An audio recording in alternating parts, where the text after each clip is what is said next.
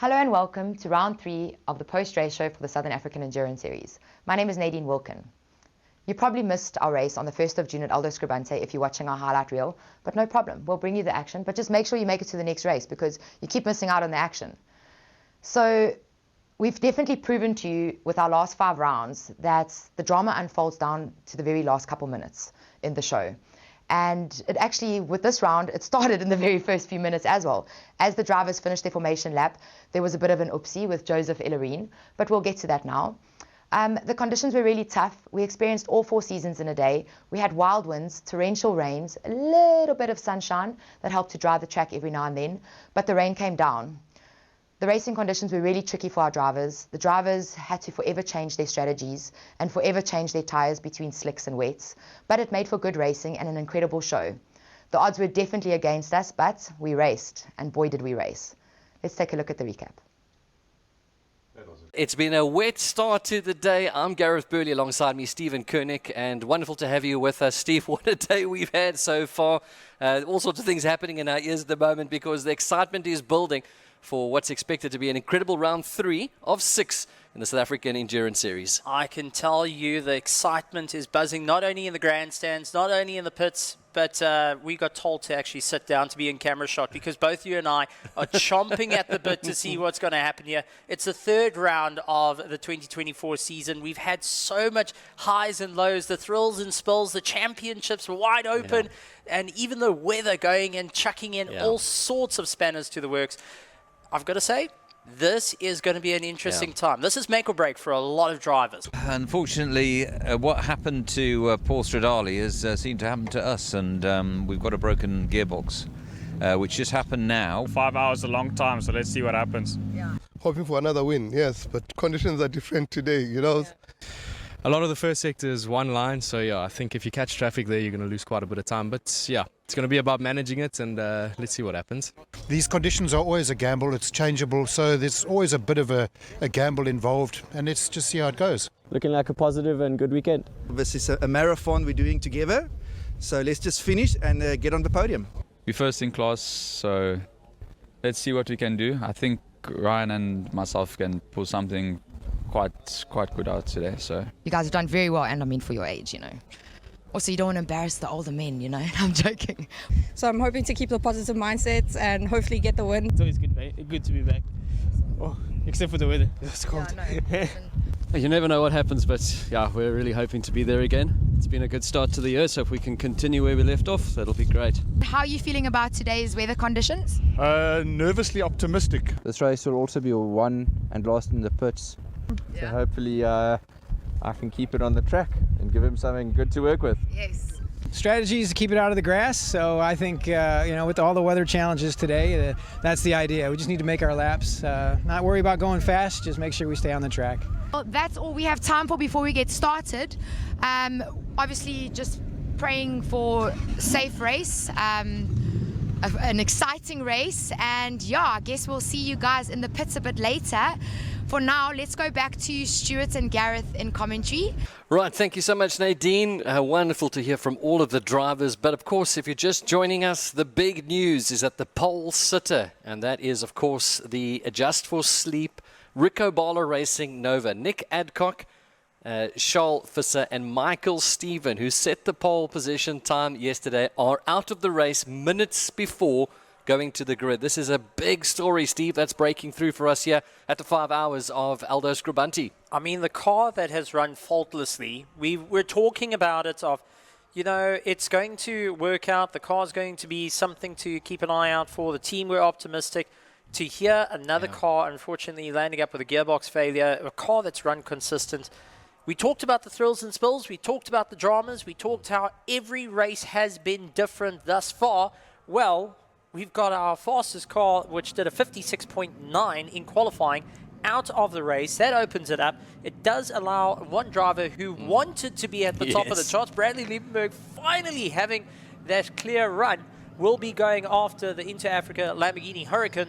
And we've also got our Promogen that's going to be chasing him down. There's so much to go on here. We have got 2 different races happening at the same time. Within the same race, we've got the 1 hour dash, and then we've got the 5 hours of the Aldo Scribante. This will be the man to beat here, or the team to beat, Kwalile Lekatla, which I think could be starting, and Mr. Stuart Wright. He's been mighty impressive. A little bit of drizzle falling, but what we're not seeing here is 2 cars starting from the pits, and they are 2 fast cars.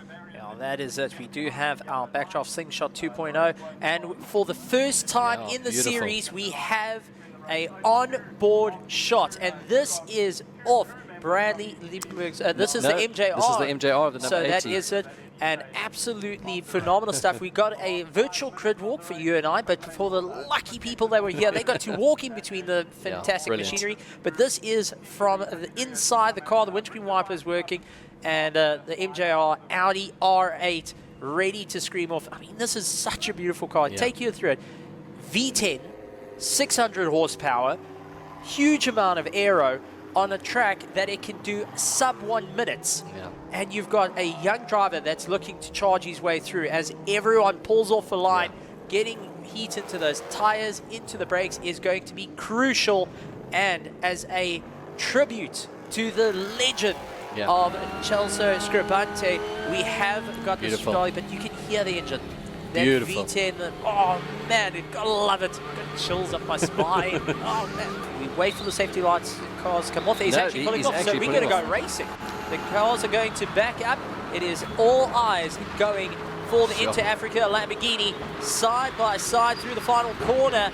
And get ready to listen to a symphony scream here at Quebec for round 3 of the South African Endurance Series. 5 hours of Aldo Scribante starts now. Right, racing gets underway. You can see some of the cars quite far back, but they've got a long way to go. You can see 2 cars.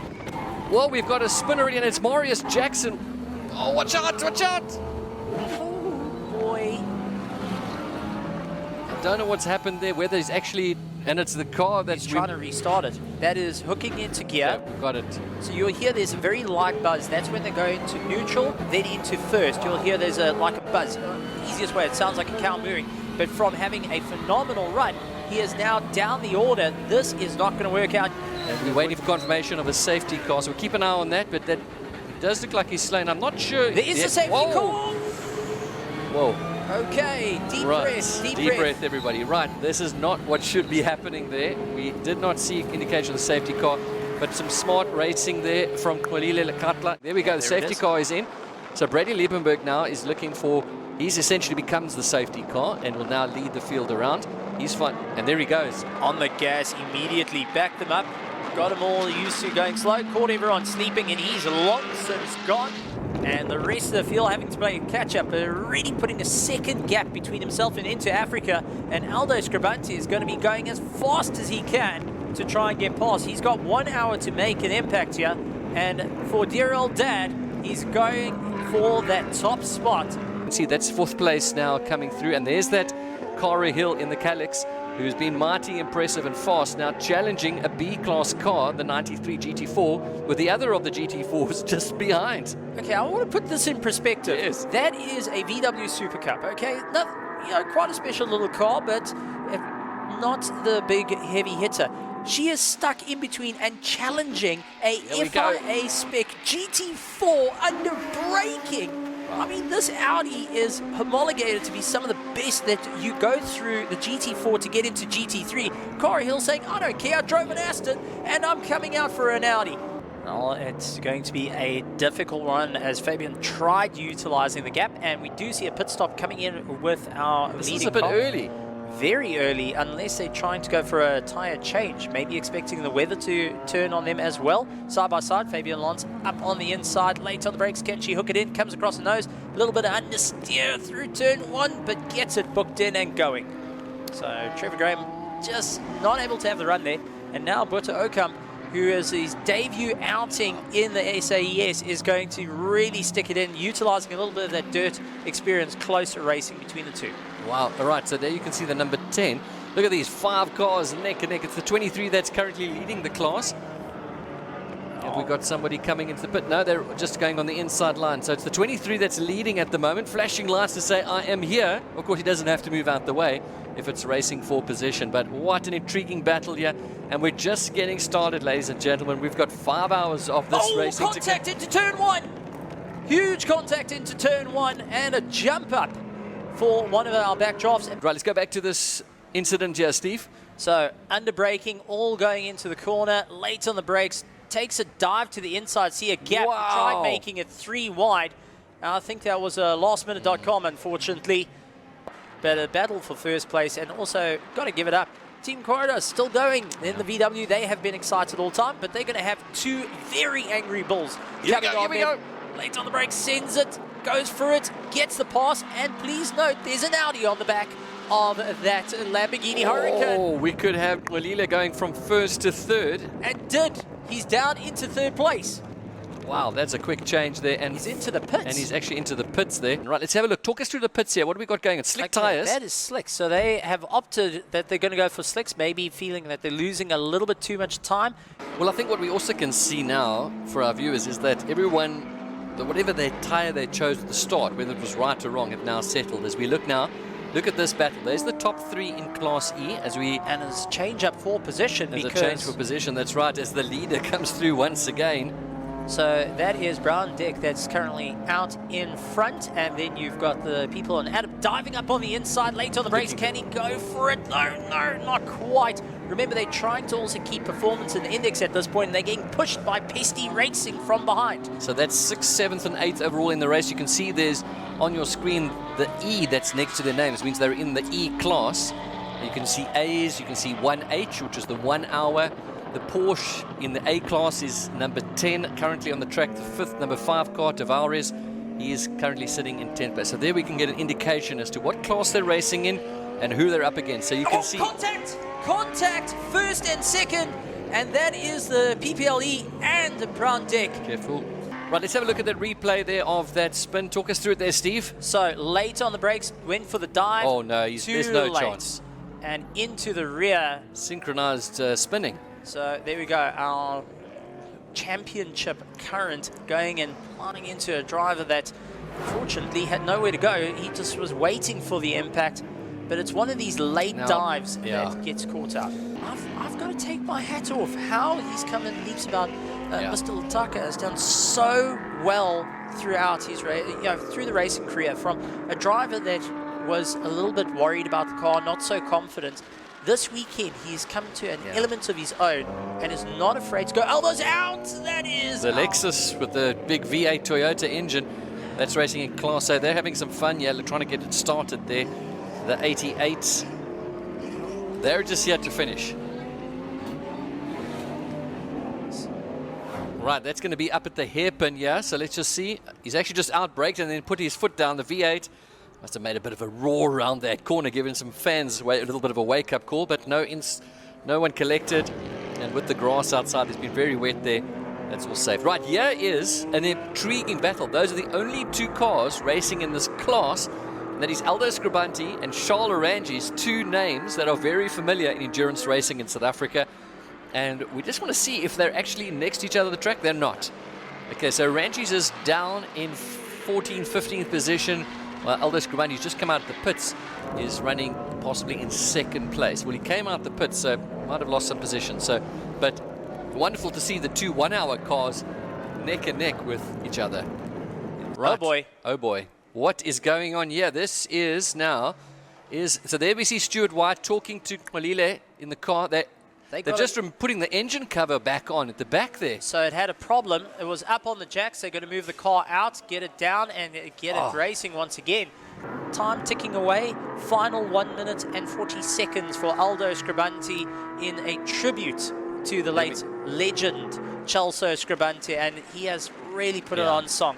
Would be 1st place in his class for the 1-hour dash, 2nd currently out on circuit, 49 laps, going 50 laps completed on the family circuit. It's flashing there, the Rangies, but there goes the 1 hour now on the dot. Here we go, and that's it. We passed for the 1st hour, and that means that next time out we should see the flag come out.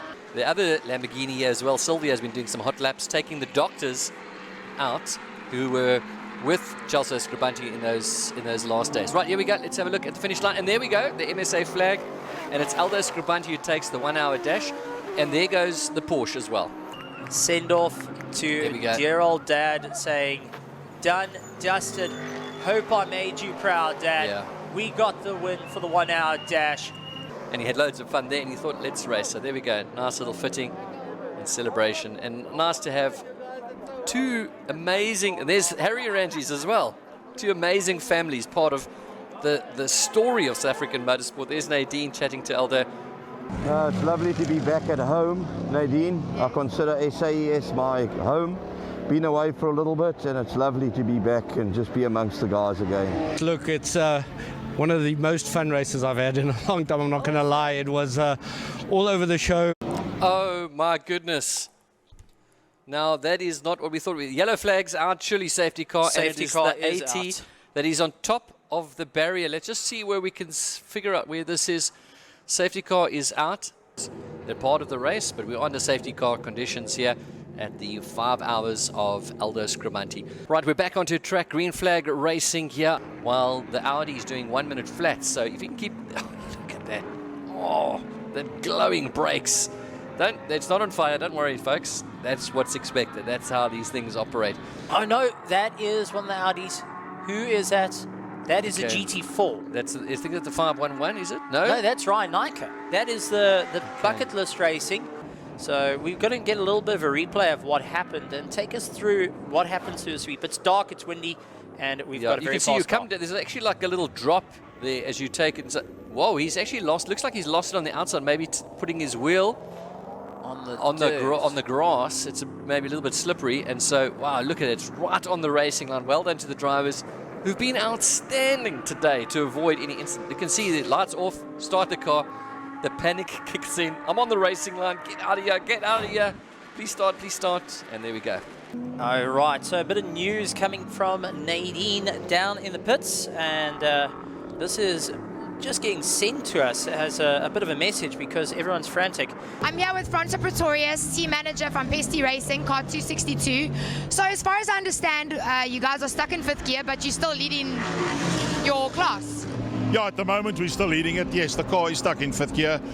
We changed the gearbox yesterday. We got a new one, put it in, and there was clearly some problems. So it has now got to the point where it was making horrible noises. So we put it in 5th gear, and we're leaving it in 5th gear, and we're circulating like that just in 5th gear. See, we've got one of the backdrafts. It looks like it's the blue and white one by the look of things. That's yeah. That is our 23. That's the 23 that has gone farming there. Mayo behind the wheel of that. Look like Ryan Nike has pulled into the pits, our 93 bucket list racing Audi GT4. And I've got to say, oh, hold on, they're busy looking at the front of Pesty Racing. Remember, they were trapped in gear. So looks like it's water, just topping up water there by the look of things. So doesn't seem to be anything too serious. Just don't get your fingers caught in that bonnet on the way down, otherwise it's going to be very uncomfortable. There has been a change for 3rd place though, as our BBR Porsche has now taken 3rd place away from the backdraft slingshot, with Mike McLaughlin dropping a little bit down. He's now 3.2 seconds, so it didn't take long for Hein to get past him and then start opening up a gap. That is the Primogen, that is Paul Hill. You called it. You called it. Here is replay going into the corner. Outbraking himself a little bit, running out of grip, goes out wide onto the dirt and keeps it all in check. So just outbraking himself. Yeah, so he is out running, which is great to see. And then, of course, the other story is that I've written down that the start of this hour, as we've got a spinner here, let's just keep an eye if they can stay clear there. Watch out. Oh, and he avoids him by going straight off. Here's a replay of that spin. Let's just have a look there. Goes out wide, no, just tail too much snaps on out. Yeah, puts foot down too quickly on the throttle, but manages to stay on. Yeah, we can see now, this is the 111 that comes and actually just stays out of the way clean. The Corridos in the Class D, just keeping their nose clean. Oh, that is the 93, that's the bucket list racing that was running so well. Oh, Pretorius doing so well in the 93. Class B leader now with the problem. Primogen! That is the Primogen! No, is it? It is. Oh my goodness. That's the Promogen that is stopped out as well. He's missed the tyres. I think he just outbraked himself. Is that the same place? Ladies and gentlemen, I don't know if you can hear it, but it is absolutely bucketing down. As hard as it has today, you can see it on the track as we have... That's number 23 that has spun off. And it is chucking down now again outside. You can see the conditions. That is now going through the kink. That is... No, that's an Audi. That's a GT3 Audi. That is the MJR. It's got one brake light. So there we go. Oh. The final hour, we've got another safety car. And we've just entered into that hour, so consistently, basically, where we go, we've got one of the backdrafts spinning off, and it could be conditions changing.